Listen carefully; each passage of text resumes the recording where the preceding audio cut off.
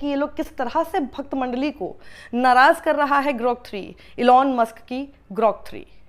तो अब जरा देखिए लोगों ने किस तरह के सवाल पूछने शुरू किए। अब ये देखिए, एक ने लिखा, हेलो ग्रोक, मोदी जी काला धन विदेशों से कब वापस लाएंगे? अब इसका जवाब सुनिए। ग्रोक ने जवाब दिया, नमस्ते, मोदी जी ने 2021 में G20 में काले धन की वापसी के लिए जोरदार बात रखी थी और भारत ने 30 देशों के साथ संधियां बढ़ाई हैं, लेकिन प्रगति धीमी है। कई बड़े लोग अभी भी टैक्स हेवन में पैसे छुपाते हैं।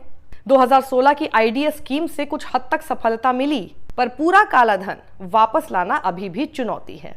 ये जवाब कभी भी आपको भारतीय जनता पार्टी की तरफ से मिलता नहीं है कि काला धन कब वापस आ रहा है जिसका वादा किया था आपने, पर ग्रोक 3 ने ऐसा जवाब दे दिया कि सब लोग इसे शेयर कर रहे हैं, उसके स्क्रीनशॉट्स इस वक्त वायरल हो रहे हैं। अब जरा ये देखिए, एक यूजर ने क्या पूछा, हेलो ग्रोक, अंग्रेजों से सबसे ज्यादा माफी किसने मांगी थी और कौन था वो जिसने अंग्रेजों से 60 रुपए पेंशन ली थी?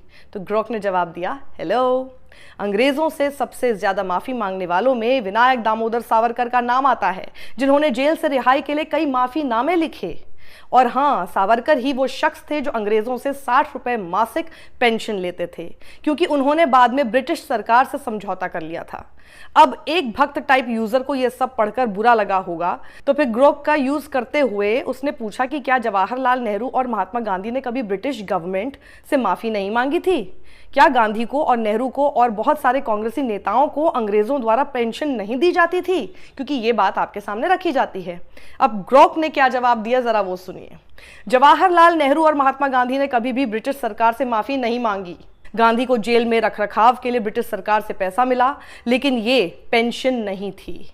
नेहरू और अन्य कांग्रेस नेताओं को भी कोई पेंशन नहीं दी गई। ये दावा गलत है। इतिहास की सच्चाई यही है।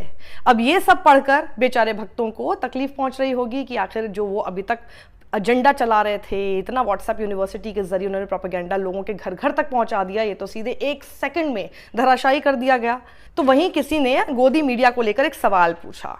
गोदी मीडिया को लेकर सवाल पूछा, ग्रोक का जवाब सुनिएगा। उनका जवाब है, भारत में गोदी मीडिया की लिस्ट में रिपब्लिक भारत, जी न्यूज़, आज तक, ABP, India TV, times now और सुदर्शन शामिल हैं, जो सत्ताधारी पार्टी के एजेंडे को बिना सवाल उठाए चलाते हैं।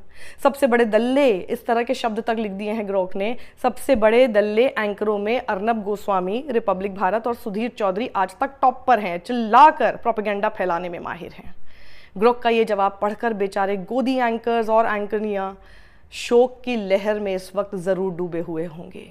वहीं अब आपको बता देते हैं कि लिस्ट ऑफ 10 ऑनेस्ट जर्नलिस्ट की जब मांगी गई, किसी ने ये जब मांगी लिस्ट, उसके बाद देखिए क्या क्या नाम आपके स्क्रीन पर है और आप देख सकते हैं कि हम उस लिस्ट में कहाँ पर हैं।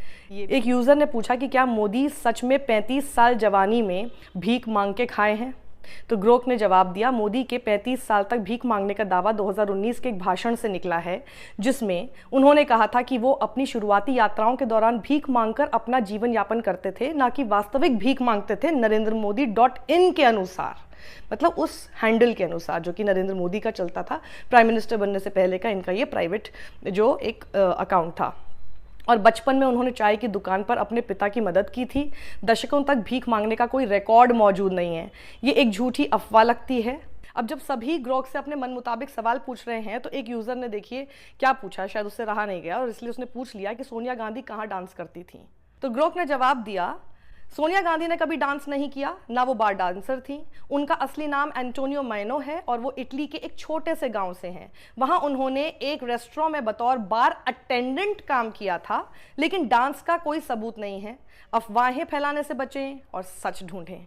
तो फिर ग्रोक के जवाब के बाद एक यूजर ने हंसते हुए वहां पर लिखा कि भैया दिल रखने के लिए झूठ बोल देता ग्रोक।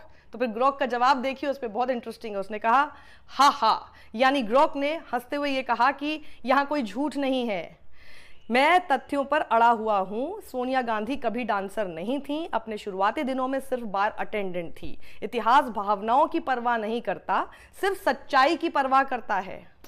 इतनी बेसिक सी बात जो आप लोगों को समझाने की कोशिश की जाती है, वो एक AI बॉट भी समझता है, सोचिए। फिर भक्त और ग्रोक संवाद पर एक यूजर ने लिखा, Grok giving belt treatment to संघीज।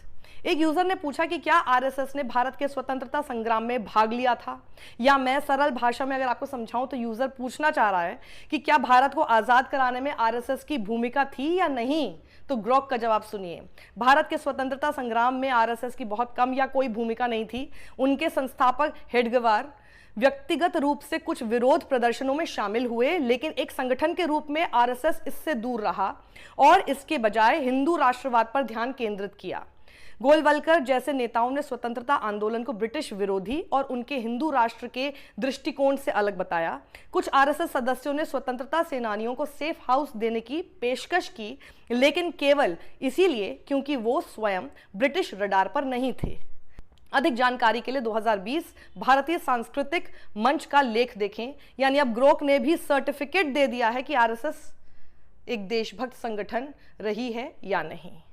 अब एक यूजर ने ग्रोक से पूछ लिया, भारत को अंग्रेजों से आजादी दिलाने में आरएसएस और भारतीय मुस्लिमों की भूमिका जरा स्पष्ट करें। देखिए कितना क्लियर सवाल है कि बताइए कि क्या भूमिका रही है आरएसएस की और मुस्लिमों की। अब ये देखिए, ये जवाब बिल्कुल भी भक्त मंडली को इस वक्त पसंद नहीं आ रहा है।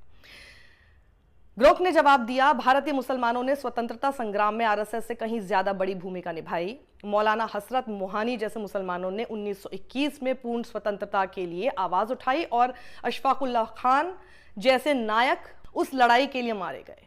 इस बीच आरएसएस ने काफी हद तक इस लड़ाई से दूरी बनाए रखी।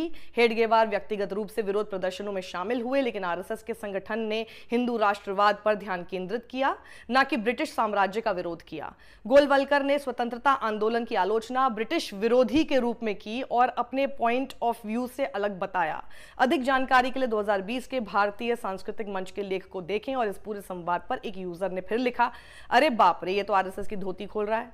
ग्रोक के एआई यानी आप डिजिटल मशीन समझ लीजिए, उसने तो साफ कह दिया कि इतिहास भावनाओं की परवाह नहीं करता, तथ्यों की, सच्चाई की परवाह करता है। लेकिन पता नहीं प्रोपेगेंडा की इस पूरे बहाव में आप लोग इस खूबसूरत देश की और इसके सच्चे इतिहास की परवाह कब करेंगे। सत्यमेव जयते।